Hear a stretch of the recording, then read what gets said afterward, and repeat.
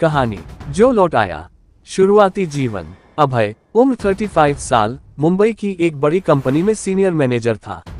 सुबह की मीटिंग, दोपहर का क्लाइंट कॉल और शाम की ट्रैफिक में घुटती सांसें, यही उसकी दिनचर्या थी।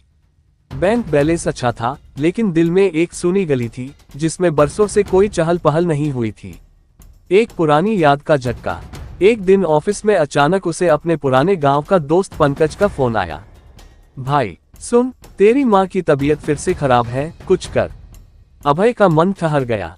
बचपन में जो माँ उसे रात को लोरी सुनाकर सुलाती थी, वही माँ अब अकेले बिस्तर पर थी और वह सैकड़ों किलोमीटर दूर एसी ऑफिस में बैठा था। वापसी की शुरुआत। अगले ही दिन उसने छुट्टी ली और बिना किसी को बताए गांव की ट्रेन पकड़ ली। रास्ते भर उसे खिड़की के बाहर गुजरते खेत, पोखर और धूल भरी पगडंडियां सब अपने बचपन की तरह मुस्कुराते हुए मिले। घर का वो पल, गांव के दरवाजे पर जैसे ही माँ ने उसे देखा, आंसू दोनों की आंखों से एक साथ बह निकले। माँ ने सिर्फ इतना कहा, सोचा नहीं था तू यूं अचानक आ जाएगा। अभय बस उनकी गोद में सिर रखकर बैठ गया, जैसे सालों की थकान उसी एक पल में उतर गई हो।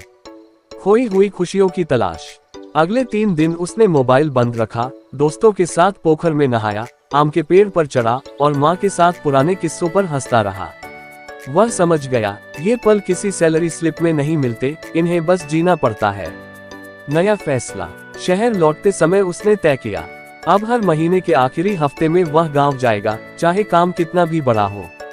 क्योंकि कंपनी में उसकी जगह कोई और ले सकता है, लेकिन माँ की जिंदगी में नहीं। कहानी का संदेश। 25 से 40 की उम्र कमाने की दौड़ में गुजर जाती है, लेकिन रिश्तों का खजाना अगर खाली हो जाए तो जिंदगी का सबसे बड़ा दिवालियापन वही है।